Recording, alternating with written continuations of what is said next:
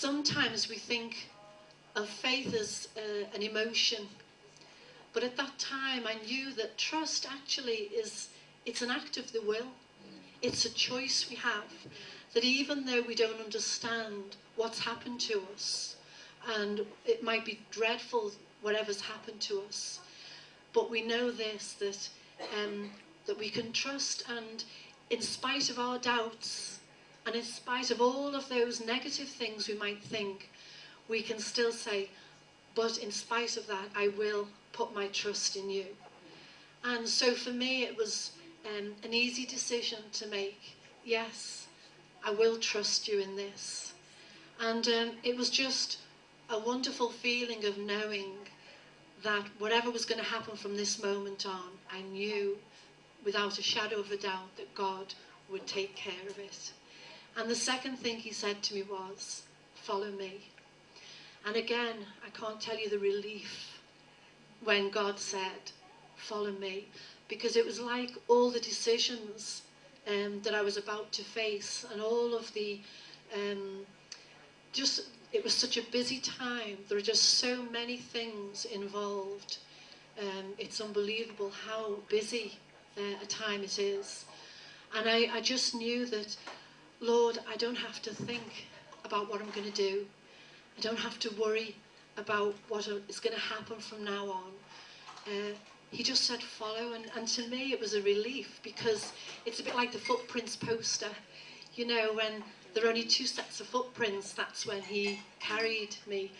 And that's what I felt at that time, that I didn't have to think or worry. I just had to literally put my feet in his footprints and just follow him, just follow. And it was just total relief. And so we began this total change of life. You know, we are not the same people. You know, you can't go through something like that and remain the same. We're not the same people. And we began on this new journey for us. And it's been a very painful one, but you know, we knew that we were not on our own. And Psalm 23 described our situation perfectly. In verse 4, it talks about the valley of the shadow of death.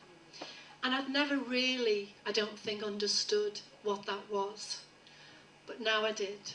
And I realised that actually that's where I am now. I'm walking through the valley of the shadow of death. I hadn't died, but somebody very close to me had. And so this was a new journey. But verse 1 also says, the Lord is my shepherd, and that he would supply everything. The Lord is my shepherd, I shall not be in want. And if you look at Psalm 23, the whole of that psalm really is a list of God's provision through the valley of the shadow of death. And that psalm just sort of came to life, you know, it came off the page. And I think when things happen so devastating, we do turn to what we know, to the familiar. And I'd read that so many times as a Christian. I knew it from school, but now I thought, this is me. This is me. But you know, God is a wonderful provider. And I want to testify tonight about God's provision for me. Mick has his own side of the story. I want to share with you what God personally did for me. I've been testifying from the moment it happened. I've been testifying because God did such amazing things right at the beginning. Such amazing things that I didn't know he could do because I'd never needed him to do those things. But now I was in a place of desperation, and I was in a place where I really needed to know that reality of God. And God is not a disappointment. He has been so faithful and so wonderful, and he has absolutely amazed us with what he's done. You know, the comfort, we talk about, you know, God being the God of all comfort. And I've quoted that so many times. But now I know God is a God of all comfort. You know, it says, blessed are those who mourn. And you think, where's the blessing in mourning? But the blessing is, for they shall be comforted. And so often as Christians, you know, we seek to go here, there and everywhere looking for comfort.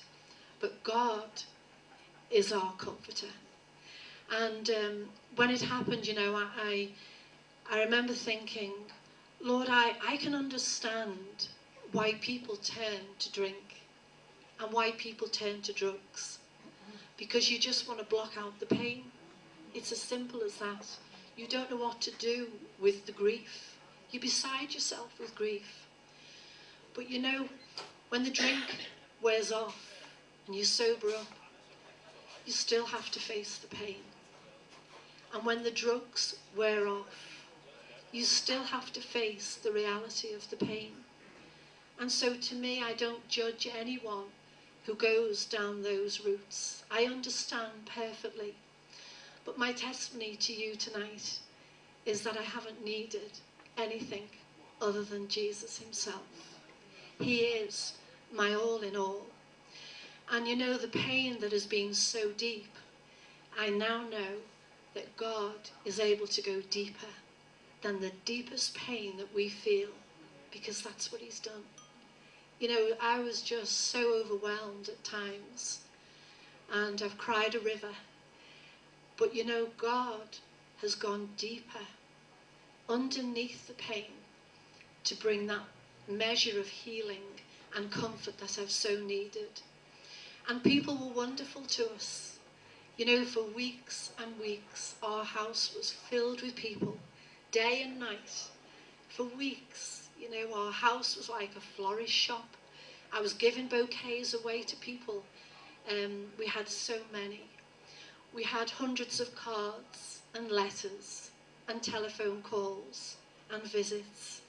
And we thank God for every one of them, because they were all acts of kindness. Even people we didn't know would write to us and send us things. The people in the district where Paul died took up a collection and sent us a prayer book and this money for the church. It was just an amazing time of people's kindness. And every act of kindness we took as from the hand of the Lord, because it was like God was showing us his faithfulness and his love through people like yourselves. You know, when we send a card, when we ring someone, it does something. It ministers and it helps. But as wonderful as people are, and as wonderful as they were to us, I needed more.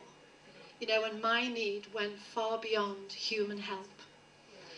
And so God was very dramatic with his comfort. And I want to share quickly 2 stories of God's amazing comfort. 2 days after Paul died, I remember being in bed at night, and I can remember waking up just thinking that I was leaning on something, you know, the way you do sometimes. And I just felt I was lying on something. And as I sat up, as clear as anything, I just heard those words, and underneath are the everlasting arms. And you know, for me that night, they were tangible. I relive it every time I tell it. I can remember it so clearly.